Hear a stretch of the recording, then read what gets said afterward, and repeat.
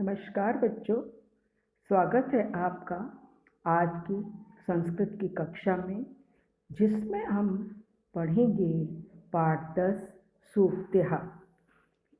जन्नी जन्मभूमिश्च स्वर्गादपि गरीयसी। देखिए, जन्नी और जन्मभूमि स्वर्ग से भी श्रेष्ठ है। तयो स्थानम स्वर्गादपि उच्चतरः अस्ति। उन दोनों का स्थान स्वर्ग से भी उच्चतर है। यथा माता स्वशिशो पालनम पोषणम करोति रक्षति च तथैव जन्मभूमि अपि जनान् पालयति तेभ्यः आश्रय भोजनम पृच्छति। देखिए, जैसे माता स्वशिशु अपने बच्चे का पालन पोषण करती है, रक्षा करती है, उसी प्रकार जन्मभूमि भी लोगों का पालन करती है। तेभ्यः आश्रयम भोजनम च पृच्छति। उनके लिए आश्रय और भोजन पृच्छति में प्रदान करती है। अतः जन्नी जन्मभूमि च स्वर्गादपि गरीयसी। अतः जन्नी और जन्मभूमि स्वर्ग से भी गरीयसी श्रेष्ठ है, उससे भी अधिक महान है। देखिए, नेक्स्ट है बुद्धि यस्य बलम तस्य। यस्य बुद्धि, जिसके पास बुद्धि है, तस्य बलम, उसी के पास बल है। अर्थात जिसके पास बुद्धि है वही मनुष्य बलवान है। बुद्धि एव मनुष्यस्य वास्तविक बलम अस्ति। बुद्धि ही मनुष्य का वास्तविक बल है। बुद्धिया एव मनुष्यः शक्तिं प्राप्नोति। बुद्धि के द्वारा, बुद्धि से ही मनुष्य शक्तिं प्राप्नोति, शक्ति को प्राप्त करता है।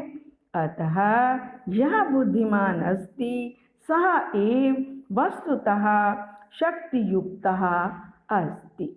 अतः यह मीन्स होता है जो बुद्धिमान अस्ति, बुद्धिमान है। अतः जो बुद्धिमान है सह एव, वह ही वस्तुतः, वस्तुतः मीन्स वास्तव में, शक्ति युक्ता अस्ति, शक्ति से युक्त है। नेक्स्ट है सर्वस्य लोचनम शास्त्रम। सर्वस्य, सभी के, लोचनम मीन्स होते हैं नेत्र, आंखें, शास्त्रम, शास्त्र हैं। देखिए, इसका भावार्थ क्या है? शास्त्राणाम ज्ञानम एव मनुष्यस्य वास्तविक नेत्रम अस्ति। शास्त्राणाम ज्ञानम, शास्त्रों का ज्ञान ही मनुष्य का वास्तविक नेत्र है। ज्ञान शक्त्या एव मानवस्य कार्याणि सिद्ध्यन्ति। ज्ञान शक्त्या, ज्ञान की शक्ति के द्वारा ही मानवस्य, मनुष्य के कार्याणि, कार्य सिद्ध्यन्ति। सिद्ध्यन्ति में सिद्ध होते हैं। ज्ञान की शक्ति से ही मनुष्य के कार्य सिद्ध होते हैं। अतः शास्त्राणां ज्ञानं प्राप्तुं सदैव तत्परः भवेयुः। अतः शास्त्राणां ज्ञानं, शास्त्रों का ज्ञान प्राप्त करने के लिए सदैव तत्परः भवेयुः, सदैव तत्पर होना चाहिए। नेक्स्ट है शरीरामाद्यम खलु धर्म साधनम। शरीर ही सारे कार्यों को पूरा करने का एक प्रमुख साधन है। अर्थात शरीर से ही हम सभी कार्यों को पूर्ण कर सकते हैं। देखिए, इसका भावार्थ है वयम सर्वाणि कार्याणि शरीरेण एव कुर्मः। हम सब सर्वाणि कार्याणि सभी कार्यों को शरीरेण एव शरीर के द्वारा ही, शरीर से ही कुर्मः करते हैं। शरीरम एव अस्माकं सर्वेषाम् एव कर्तव्यानां साधनम अस्ति। शरीर ही अस्माकं हमारे सर्वेषाम् एव कर्तव्यानां सभी कर्तव्यों का साधनम साधन है। धर्म पालनस्य साधनम अस्ति, धर्म पालन का साधन है।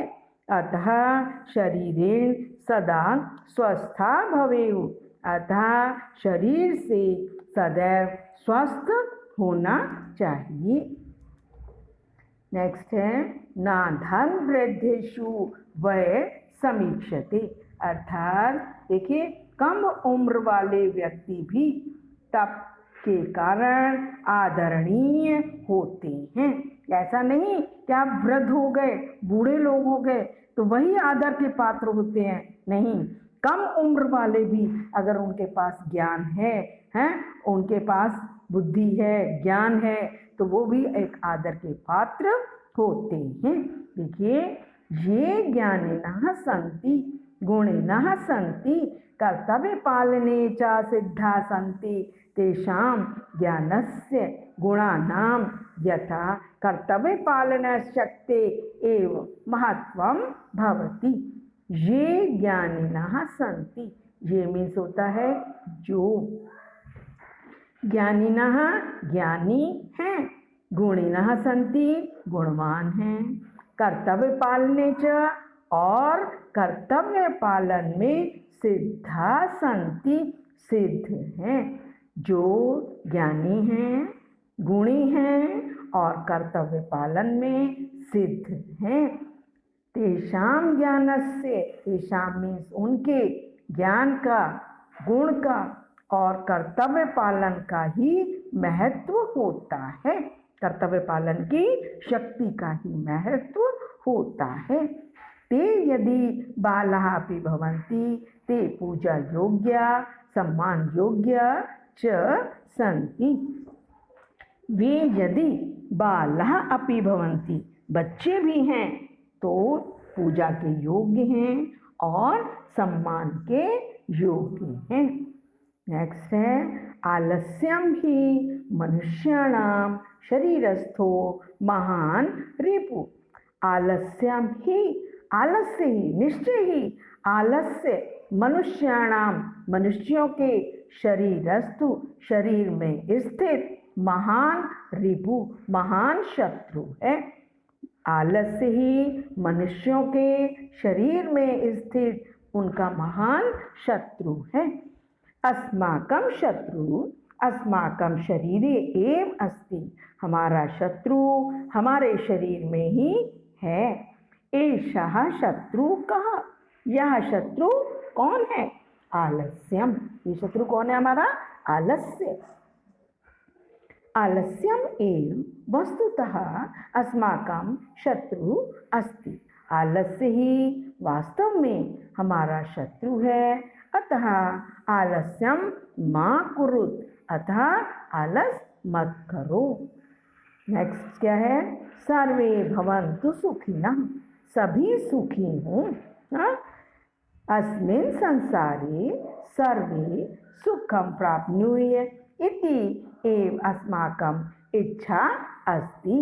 अस्मिन् संसारे, इस संसार में सर्वे सभी लोग सुखम प्राप्नुय, सुख को प्राप्त करें। इति एव ऐसी ही अस्माकं इच्छा अस्ति, हमारी इच्छा है। अस्मिन् संसारे को अपि दुखी ना भवेत्, इस संसार में कोई भी दुखी ना हो। सर्वे सुख युक्ता भवेयु, सभी सुख से युक्त हों। ठीक है।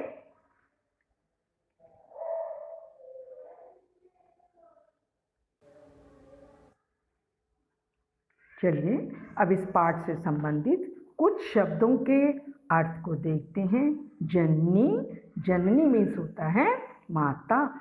स्वर्गात्, स्वर्ग से। रक्षति, रक्षा करती है।